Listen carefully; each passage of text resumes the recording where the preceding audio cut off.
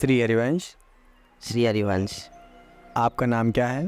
कान्हा दास। आप कहाँ से आए हैं? उदयपुर राजस्थान से। आप भजन मार्ग में कैसे जुड़े?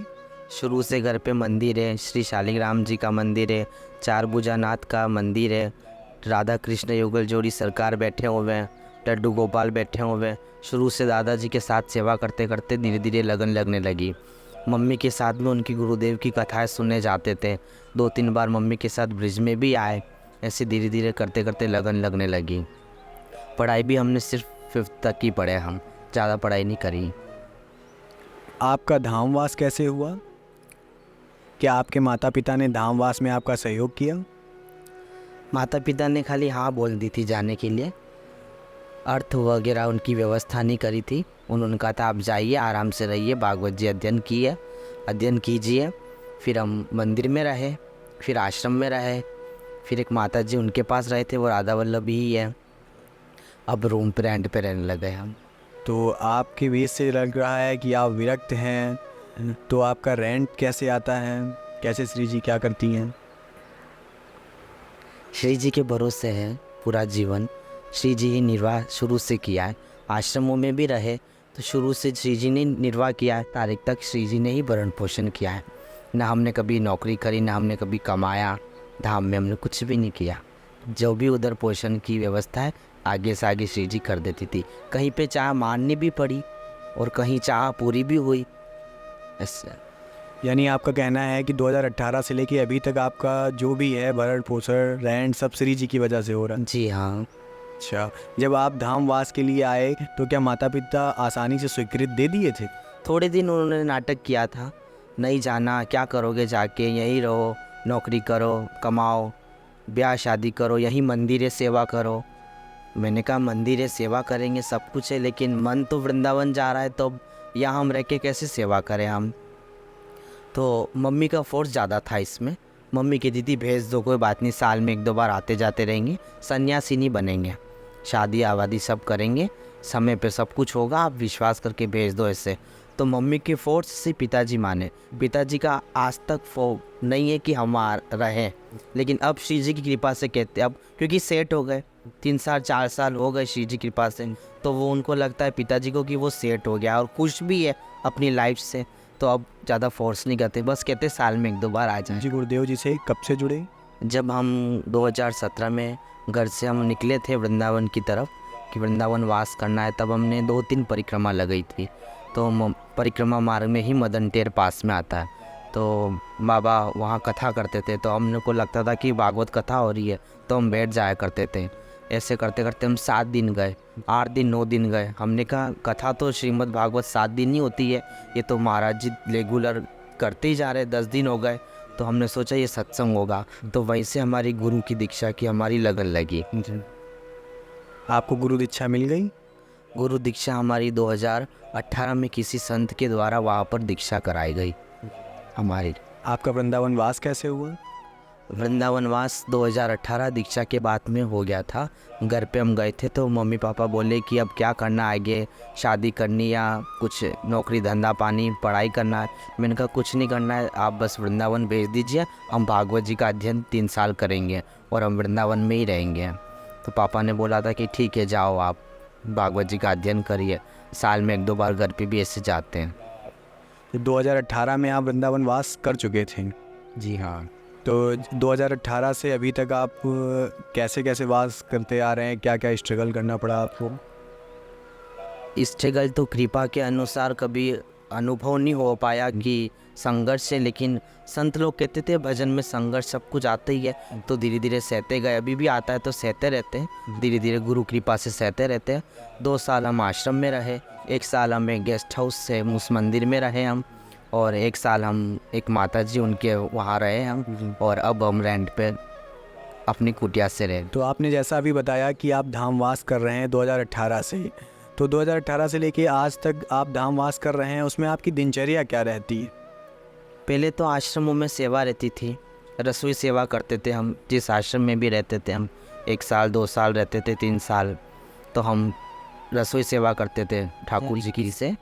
श्री जी के मंदिर में सेवा, श्री पोशाक घर की सेवा हमें मिलने लगी थी, करने लगे थे हम, 3 साल हो गए।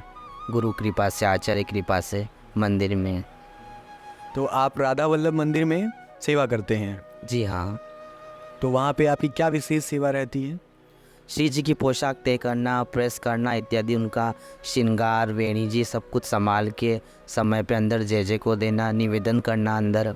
एक दीदी है हमारे साथ में, पूज्य दादा की शिष्य है, उनके साथ में रह के सेवा करना, ये दिनचर्या है अभी तो ज़्यादा। और फिर कभी कभी गुरु जी के लिए कुछ सत्संग अटेंड करना, शाम को वाणी पाठ में जाना, ये दिनचर्या रहती है। कभी कभी परिक्रमा। जब आप राधा वल्लभ लाल जी के प्रकट दर्शन करते हैं तो आपको कैसा लगता है? अलग आनंद सा महसूस होता है। श्री जी ने आज ये पोशाक पहनी, कल हमने प्रेस करी थी। एक दीदी भी हमारे साथ में, सखी जी साथ में रहते, दोनों मिलके पोशाक प्रेस करते। तो याद आता है कि आज श्री जी की हमने पोशाक करी थी, प्रेस करी, दूसरे दिन श्री जी ने धारण करी अंग में। ये श्रृंगार हमने निकाल के दिया था, जय को अंदर निवेदन किया, ये श्री जी ने पहना।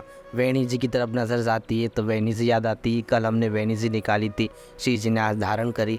ऐसे आनंद होते होते लगता है कि हम सेवा में पर्यंत चलते रहे श्री जी की कृपा से। ऐसी श्री जी सेवा में हमें लगाए रखें।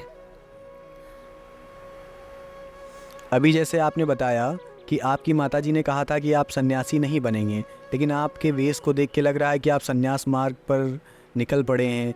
अब आप जब अपने घर जाते हैं और माता पिता आपको देखते हैं तो उनकी क्या भाव रहते हैं उनके?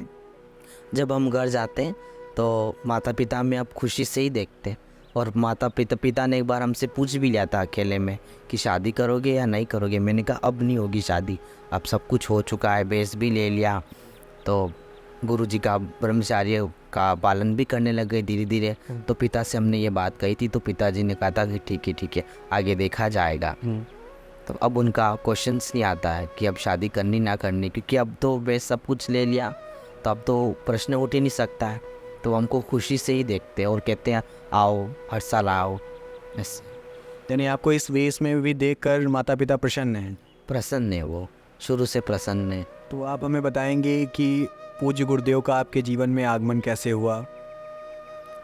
गुरुदेव भगवान का आगमन हमारे उदयपुर के ही राजस्थान के दो संत हैं जो कि वृंदावन वास कर रहे अभी वो, उनका शरीर भी उदयपुर से ही है। जस्ट हमारे घर के 3-4 गली छोड़ के ही उनका मकान था और उनके मंदिर के ही हम पूज्य, जो पीढ़ी आ रही है उनके मंदिर के ही हम पुजारी है। तो वहाँ हम जब वृंदावन से हम घर गए थे तो उनके घर गए, हमने कांटेक्ट लिया और पास जो भक्तजन थे उन्होंने कहा था कि आप वृंदावन जाइए, इनके आश्रम में रहिए, ये आपका सहयोग करेंगे, आप छोटी उम्र में वृंदावन जा रहे हैं, आपका भोजन इत्यादि व्यवस्था इनके आश्रम में हो जाएगी। तो हमने इनका पता लिया, फिर हम विद्यापीठ चौराया वृंदावन आए, विद्यापीठ चौराहे पे गए, इनका वहाँ बंसी वाले माता जी करके इनका आश्रम है और इनके गुरुदेव भगवान का नाम भी बंसी वाले माता जी का ही है। इनके बंसी वाले माता जी इसलिए कहते हैं, इनके गुरुदेव भगवान को ठाकुर जी रास में बंसी फेंक दी गोद में, तब से बंसी वाले माता जी से ही। तो इन दोनों की वो शिष्या थी। हमने हमारा पूरा परिचय बताया कि हम आपके मंदिर के पुजारी हैं, हमारे पिताजी का नाम, दादाजी का नाम, परिचय बता के उन्होंने कहा ठीक है आप 2-3 दिन यहाँ रहिए, हम एक सत्संग में जाते हैं। तो उस समय मैंने भी कहा कि मैं भी सत्संग में जाता हूँ। जब मैं 1 महीने पहले वृंदावन आया था, माता जी मुझे वहाँ जाके दीक्षा लेनी है, आप हमारा वहाँ दीक्षा दिलवा दीजिए। आप अगर आप वही सत्संग में जाते हैं तो हम रिक्शा में बैठ के हम माता जी के साथ में सत्संग सुनने के लिए गए थे।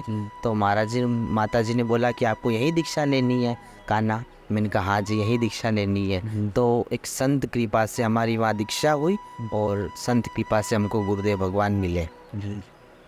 जैसे अभी आपने बताया कि छोटी उम्र में ही आप आ गए थे वृंदावन, तो क्या उम्र थी जब आप वृंदावन आए थे? छोटी उम्र कह लो चाहे बड़ी कह लो, 16-17 साल की उम्र होगी। 2015 में हमको लगने लगा अब वृंदावन जाना है जी। 17 में लगने लगा था अब जाना है। 15 तो है ये डेफिनेटली कि 15 में हमको वृंदावन अब जाना है, 16 में सोचते थे अब जाना है। पढ़ने भी जाते थे, पढ़ाई में इंटरेस्ट वगैरह नहीं होता था तो हमने पढ़ाई को विश्राम दे दिया था और हमने मम्मी पापा से कह दिया था हम वृंदावन जाएंगे अब। तो प्रायः देखा जाता है कि आपकी उम्र के जो बच्चे हैं वो इधर उधर भ्रमण करने में, सिनेमा जाने में, क्लब वगैरह जाने में ज़्यादा रुचि रखते हैं और प्रसन्नता महसूस करते हैं, प्रसन्न भी होते हैं। आपकी इस छोटी उम्र में आपकी इच्छा ये सब करने को नहीं होती है? शुरू से इच्छा नहीं रही, और थे दोस्ती इस 5th 6th तक 7th तक पढ़े थे, लेकिन इतने दोस्तों में इंटरेस्ट नहीं डाला, मोह नहीं डाला कि दोस्त है। या ट्यूशन भी जाते थे हम, 5वीं 6ठी तक हम ट्यूशन भी गए, पर इतना मोह नहीं डाला। और इतने फ्रेंड सर्कल में हम घूमे फिरे नहीं कि हाँ हमको फ्रेंड रखना है, या जो भी आज जो बच्चे फ्रेंड्स होते हैं, चाहे अभी के समय में गर्लफ्रेंड बॉयफ्रेंड कह लो, सब कुछ है, ये हमको शुरू से इंटरेस्ट नहीं था। और दादाजी का फोकस था ना कि दोस्त के साथ नहीं रहना, टाइम से मंदिर में आओ, टाइम से सेवा करो, टाइम से माता पिता के साथ समय बिताओ। पूज्य मुरारी बापू की कथा के लिए भी हम जाते थे, 3-3 महीने रहते थे। और हमारे मम्मी के मौसी जी के लड़के हैं, वो भी कथावाचक हैं, तो जगन्नाथपुरी जाना, द्वारकाधीश जाना, नाथद्वारा जाना, बस ये भक्ति भक्ति भक्ति में ही समय निकलता गया। तो हमने उधर की तरफ हमने ज़्यादा ध्यान दिए ही नहीं। जी जी। अभी आपने जैसे बताया कि दादाश्री का बहुत ज़्यादा सहयोग रहा, तो आपके यहाँ तक पहुँचने में दादाश्री का बहुत ही ज़्यादा योगदान रहा? योगदान उनके आशीर्वाद से रहा, ना कि कोई धनराशि। क्योंकि 6 महीने में उनकी शरीर की हमने सेवा करी थी, बेड रेस्ट हो गए थे तबीयत बिगड़ने के कारण, एज में भी थे, तो 6 महीने हमने सेवा करी थी।